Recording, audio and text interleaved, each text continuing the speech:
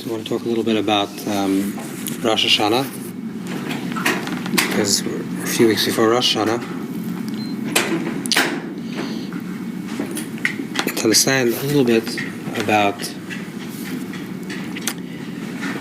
what is, we all know what we have to do on Rosh Hashanah, but the question is, what is our consciousness? What is the mindset that we're supposed to have throughout the 48 hours of Rosh Hashanah? 48. 24 and 48. In 2 days today, Rosh Hashanah, so you have 48 hours. So what is the mindset of Rosh Hashanah? So I'll give you a few ideas and then try to understand exactly what it is.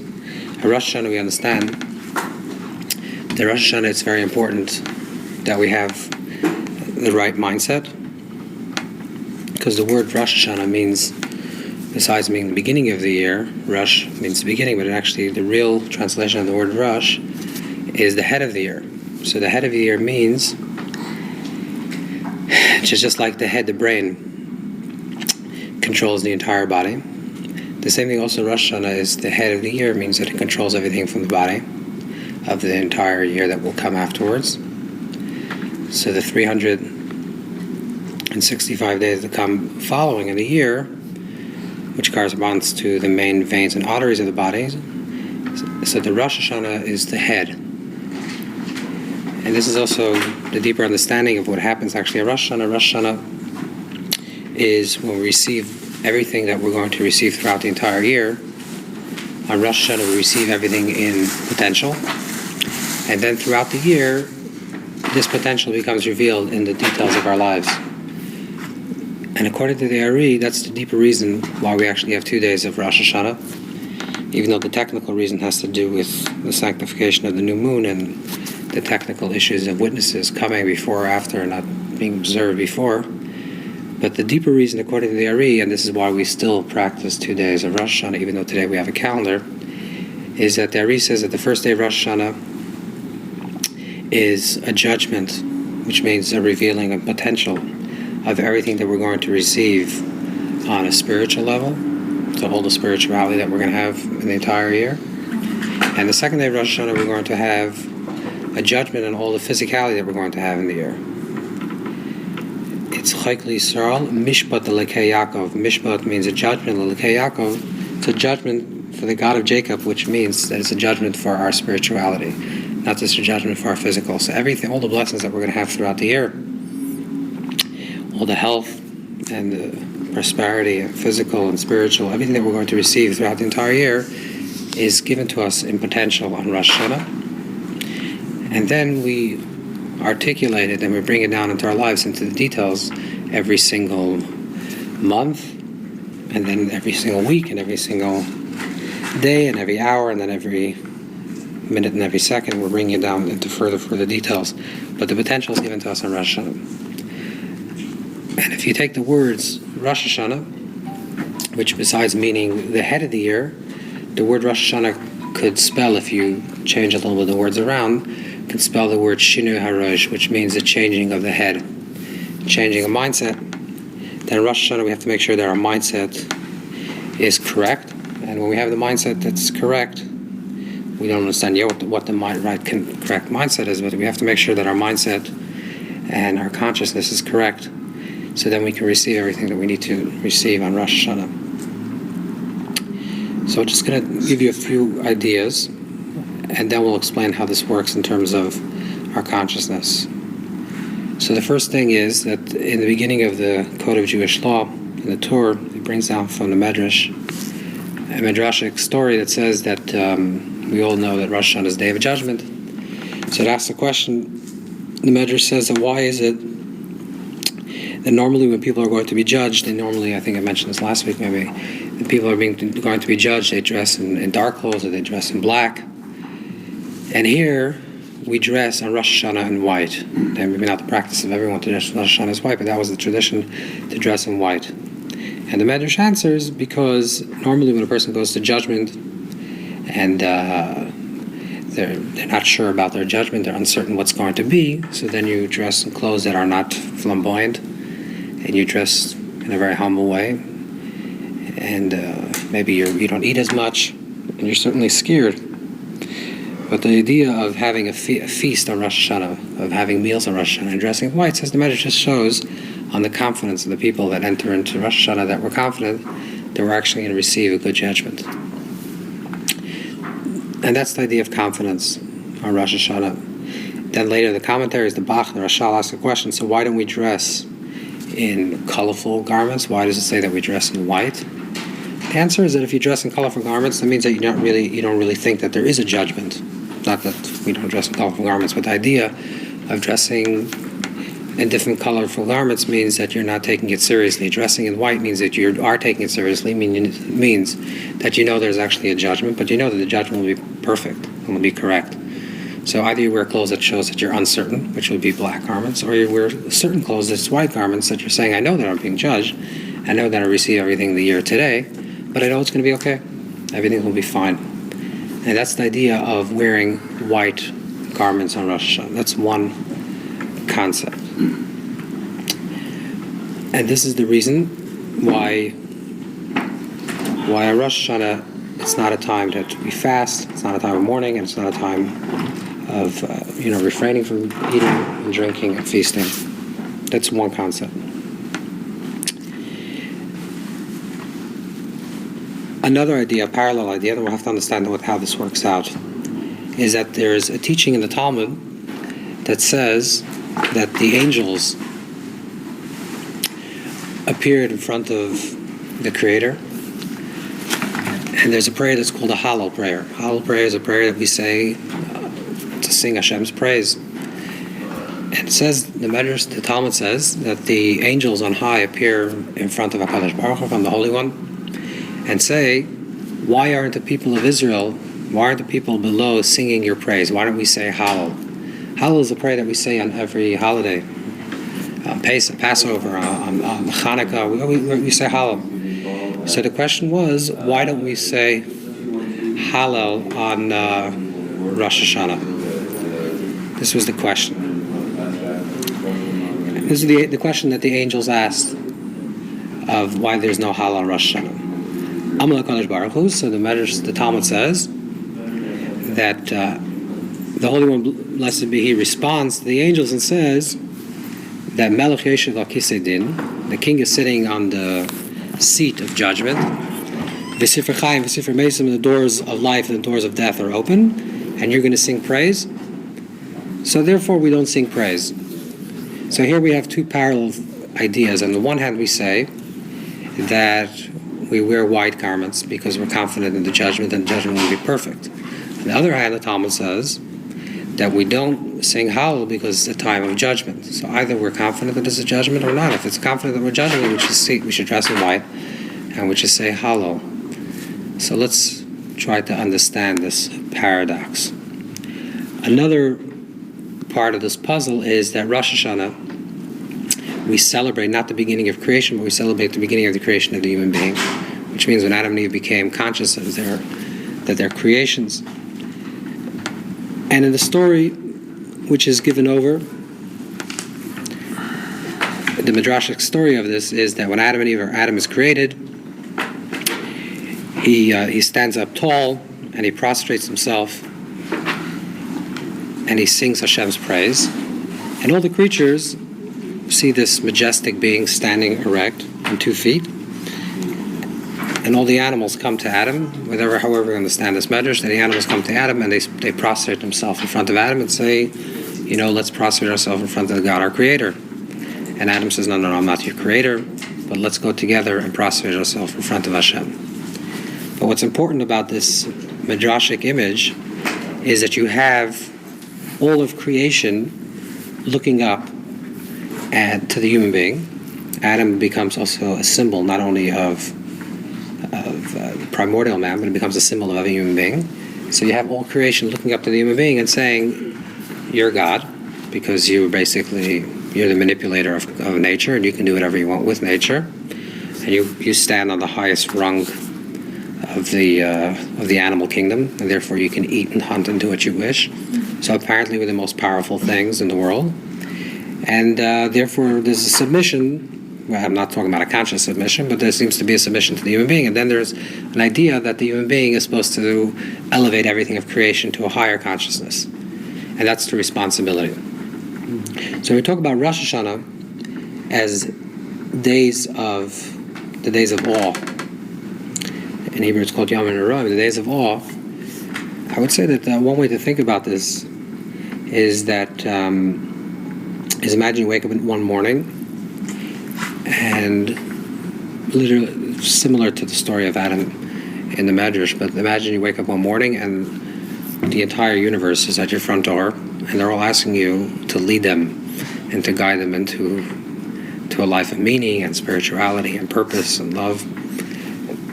And it's your responsibility. You're going to be the king of the universe. And the truth is that when we think about this, we think about our creation, we're supposed to believe that on a deep level, that the world was created because of us, which means that every single person has to feel like they're indispensable and that we have a very major part in perfecting this world, both on a personal tikkun in our own personal life to create perfection in our own life, and also to create perfection in the world. We can't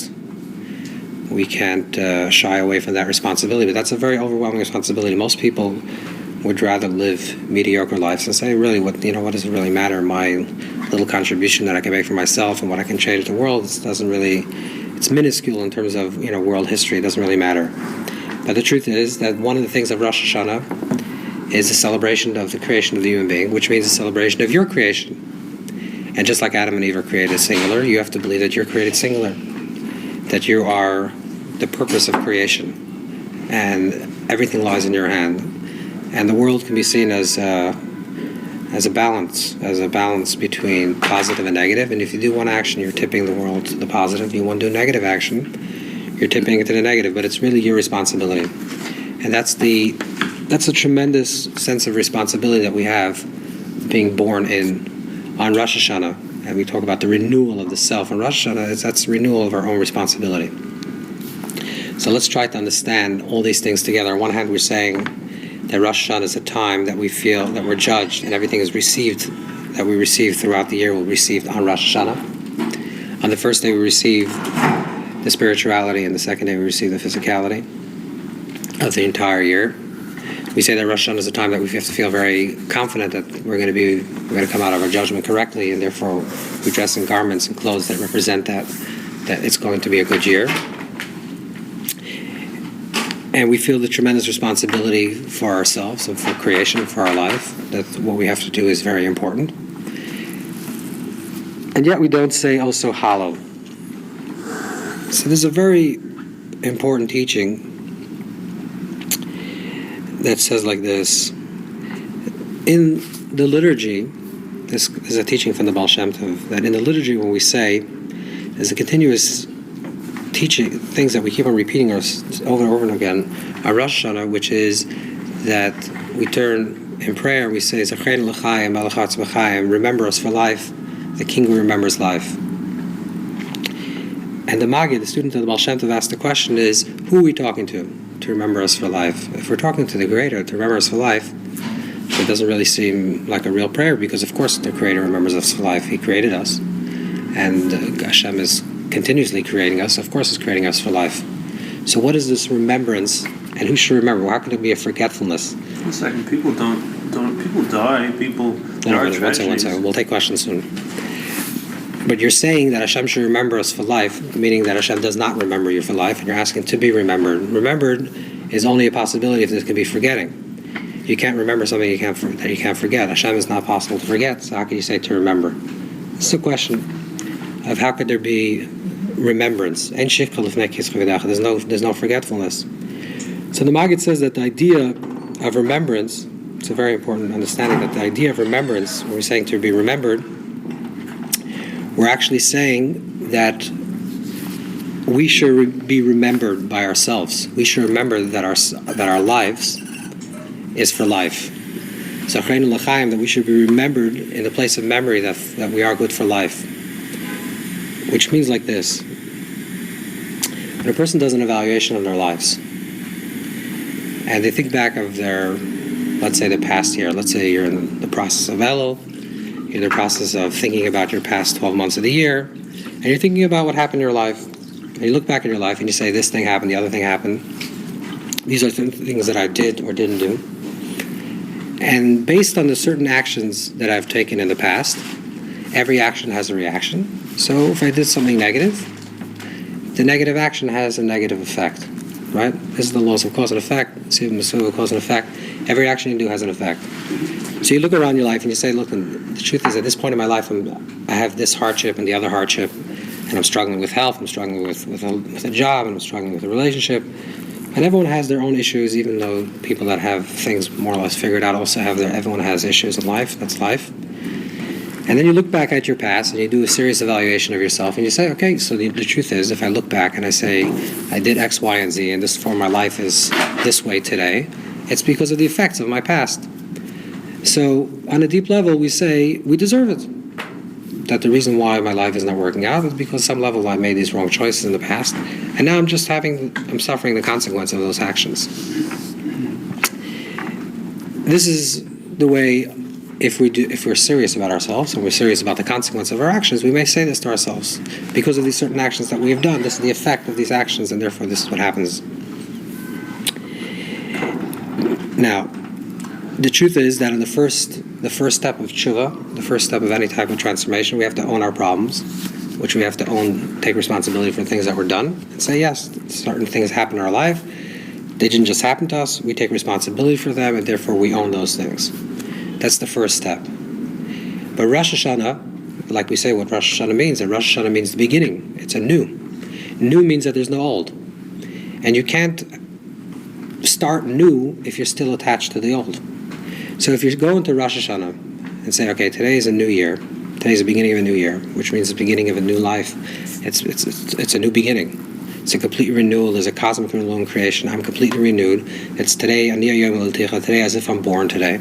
Today I take responsibility. So everything that I've done in my past, I've dealt with already in the past. That's the past here. I've dealt with those issues. Now it's new. So if it's new, what's the consciousness if it's new, if everything is perfect, because nothing is old? Then you deserve whatever you can get. You need all the tools in order to achieve what you have to achieve in this life. And that includes health and a livelihood and relationships, everything that you need, all the blessings that you need in your life, you need in order to achieve everything you have to achieve. So the only way that we're stuck in not renewing and not really feeling what Rosh Hashanah is all about is if we're stuck to the old. And by being stuck to the old, we're carrying over the old baggage that we're holding on from the past and we're bringing into the new year. So what we have to do is we have to make sure that before we enter into Rosh Hashanah, we have to make sure that the vessel is completely empty. In the language of the Talmud actually has a very interesting statement. It says, Kol shana she'einu rasha b'tchilasa einu masharis b'soifai. That a year, Rosh comes also from the word poor. If you take the Aleph out of the Resh, Aleph Shin, you have the word for poor. A year that's not poor in the beginning is not wealthy at the end. Poor means empty. The vessel is empty. That in order for something to be filled, it has to be empty. You can't say, okay, I want to start a new year, but I'm holding on to all the old things, because it's like trying to fill a vessel that's already full. The only way you can fill something new is if you let go of the old. So the process of Rosh Hashanah is the first stage of Rosh Hashanah. Before we get to Rosh Hashanah, is we have to make sure that we deal with the old. Dealing with the old is dealing with all the problems that we had in our past, and trying to make amends if things obviously are wrong, or trying to learn from them, to try to gain some knowledge from the experience that we've done in the past, to deal with the issues of the past. Now we have another 10 days to Rosh Hashanah, so every day to think about a month of the year, a little bit more than a month of the last year, to think about it and deal with what happened in the past. Now that you deal with the past, when it finally comes the moment of Rosh Hashanah, then you can really feel yourself empty, letting go of everything, and now you can start new. And that's some of the practices actually that we physically even do on Rosh Hashanah, is letting go. One of the practices on Rosh Hashanah is the idea of tashlich. Tashlich is you go to a body of water, and you symbolically, not literally, but you symbolically take everything that you have, all your little peckle, everything that you're carrying along with yourself, and you throw it into the water, which means I'm letting go of everything, and it's being washed in the water. I'm just letting go of things. In the Rosh Hashanah liturgy, we actually don't even mention anything of our past. We don't speak about that we have done this negative thing, the other negative thing. Yom Kippur is a whole other process. But in Rosh Hashanah itself, there's nothing in the liturgy that speaks about negativity. Why? Because for Rosh Hashanah, in order to really enter into a place of new, we have to have a renewal spirit. We have to really believe that it's new. It's really a fresh moment. And everything is let go. All the negativity of the past is let go. And if you had trouble in the past, it's over. The end is over. Everything that was not a blessing in your life is over. And you have to really let go of it. Once you let go of it, then you can really enter into the Rosh Hashanah in a state that you really feel that it's new. So you change your mindset. You have a shinui rosh, you have a change of mindset. Instead of your mindset, which we normally have, is that we're connected to old patterns and connected and even feeling that maybe things in our life are occurring in our life because maybe we deserve them and things didn't work out because of things and actions that we've done. And maybe that's true in Elul to deal with. But once Rosh Hashanah comes along, we have to let go of all that conversation. It's no longer about the old. Let go of it and just start from new. It's a new year, it's a new beginning. It's like you were just born. If you have this mindset, then you can actually go into Rosh Hashanah the way in the Midrashic image, which is that you go in with white clothes and you're going in completely confident in your judgment. Why are you going confident in your judgment? Because there's no past. It's a fresh moment, and your fresh moment. And it's important that the according to our consciousness, according to our mindset, on Rosh Hashanah, that's the way it will reveal throughout the year. If we're still in the mindset of the old, and we're still connected to the old, and we're still logging heavy luggage from the old, then we're still going to pull in from the old into the new. We're not going to really change the interface. We're just going to bring something old back into the new.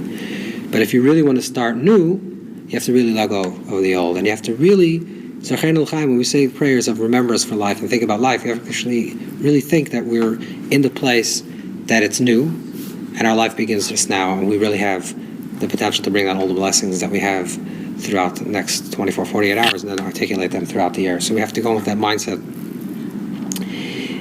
The reason why we don't say Hallel, this is all nice, this should be the right mindset.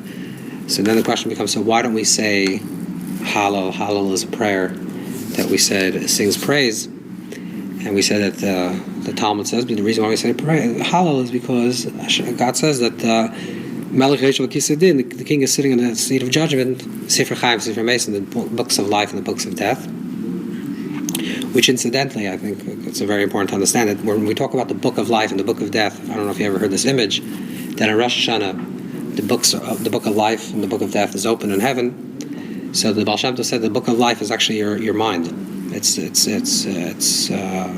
not an external book. The book of life is your life, is the opening of your brain, of your mind. And the book of life is whether you're written in life, which means that whether you believe that you deserve life, not just because you have this aggrandized sense of image of self that you deserve everything that has to come to your life, because you actually did the work in Elul.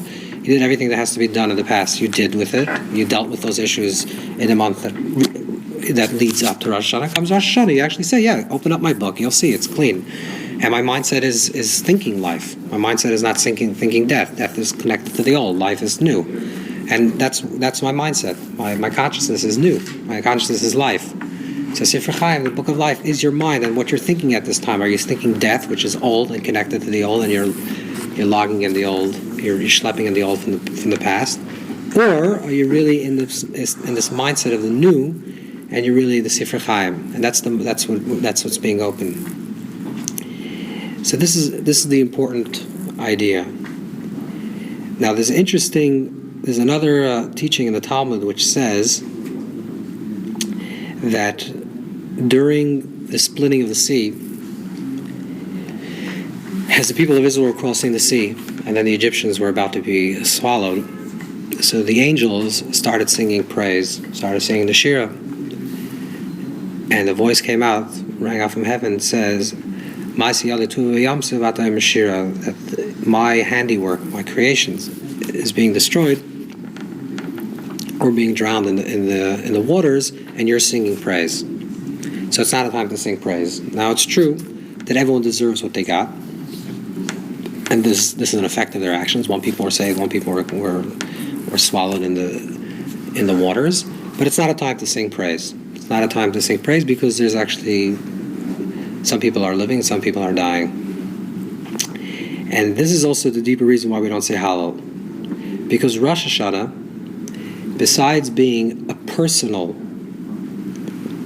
holiday, which means a personal time of connection that we can connect to the renewal and the cosmic renewal that occurs on these hours, Rosh Hashanah is also a sense that we're part of the community, like we mentioned before, in the image of Adam calling all the creatures and saying, let's go prostrate ourselves in front of Hashem, our Creator, which is, on Rosh Hashanah, we also have a sense of responsibility for everything, not only for other human beings, but for the whole creation. That we're given the responsibility, when it says that we're created in the divine image, means that we're creating the image of the divine, just like the divine creates and sustains. We also could create and sustain creation. And we have the possibility to either create this world and sustain this world, or destroy this world. And it can mean destroying people, it can mean destroying animals, destroying the planet. I mean, this is basically we are the steward of creation, and we are responsible. We're the co-creators of creation. That's what we're entrusted with, that tremendous mission of being the co-creator. So when we come Rosh Hashanah and we say, at my level, the way I'm at this present moment, I'm perfect, which means I've dealt with my past, I've dealt with all the issues, and all the issues of the past are already been worked out. But now I have to deal with the present moment, and it's a new moment, and it's a rush, it's a beginning. My mindset is completely positive. I think I deserve life because it's a new moment and it's a new potential. It's a new seed for the entire year. I feel this. But the person next to me, whether literally or figuratively, is maybe still stuck in the book of death, maybe still stuck with the old, and maybe doesn't have the same mindset, and maybe therefore will also maybe not experience the same thing that I will. And this is the reason why we don't sing praise, because it's a general judgment for the entire creation, for everybody. And not everyone's going to get a favorable judgment, therefore we don't say praise. But it has nothing to, it's not meant to damper or to make less our enthusiasm and our strong conviction and our faith and our hope that this year will be a very good year for us. It's not to say that, okay, maybe it won't work out, and therefore I'm not going to say Hallel, because maybe it's not going to be the book of life this year. But the truth is, it's not because of that. It's a saying because, yes, I believe 100%, and that's very important that you have that mindset on Rosh Hashanah, that this year is going to be an amazing year because it's a new beginning. And I'm going to have a lot of health and a lot of parnasa and a lot of good relationships and a lot of love and a lot of light. This is going to be a year both physically and spiritually that I'm going to achieve a lot of things this year. Because Hashem, you created me and you want me to achieve these things, and you have to give me the blessings in order to achieve these things. And that's my mindset on Rosh Hashanah. And forget about all my negative, and I've dealt with all those issues and I'm not dealing with them anymore. And I'm confident. I wear white garments and I celebrate, and I'm very confident that this is what my reality is going to be. But I also acknowledge, and therefore I'm not going to sing praise, I also acknowledge that there are some people that are still stuck in other situations and maybe are not going to have the same thing that I have. And being that I am on Rosh Hashanah, I'm not just praying as an individual, but I'm praying as a collective. Being that in Rosh Hashanah, my sense of awareness of self is that I'm also not only responsible for myself, for my own personal little part of the world, but I'm also responsible for everyone. Therefore, that itself diminishes my sense of praise, because there are other people that are still struggling. Maybe other people don't have that, or maybe other people are not going to have it. So the consciousness and the mindset of Rosh Hashanah is really to have a completely positive mindset. We should remember for life. We should really think that it's the beginning, and it is. It's the beginning, and it's a cosmic new beginning. And it's like it says in Tanya, it's the light that was never revealed becomes revealed this year. A light that was never shone in this world is now revealed. So every year we're reaching a higher level, and therefore we can receive much more blessings in our life. And that should be the mindset. That should be the general mindset. It should be very, very positive.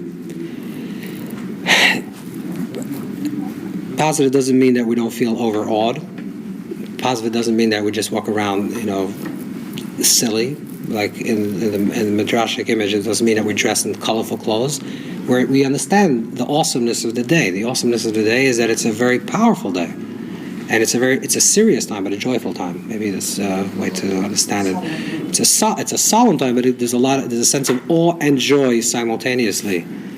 the joy is the mindset and the hopefulness and the positivity, and also the awareness that it's actually this is the seed of the entire year is very overwhelming, and the responsibility that it comes with, that we have to take full responsibility for ourselves, and this is the day of our birth, the day of the new beginning. So this is what Rosh Hashanah is on an individual level, on a cosmic level. It's the beginning of a new. And that's why also when we look a little bit into the deeper readings of the Arizal, when he talks about the shofar as breaking apart klipa, all different types of klipa, the idea of shofar is like the blast that pushes away everything and pushes away any negativity. So if there's any negativity that's still lingering on, anything that's still holding out, it pushes it aside. Now we can do this already now because you can hear the shofar during this period of time during Elul, so we can push everything away. And then the sound of the shofar, which we spoke a few weeks ago, the sound of the shofar, there are different sounds. There's certain sounds of the shofar that represent breaking of negativity, and certain sounds of the shofar are sounds of confidence, like a blast of confidence. So we get rid of all the negative, and then we can just enter this new year and blow on a new year of a lot of blessings. So this is what, in short, this is what we have to have in mind on Rosh Hashanah.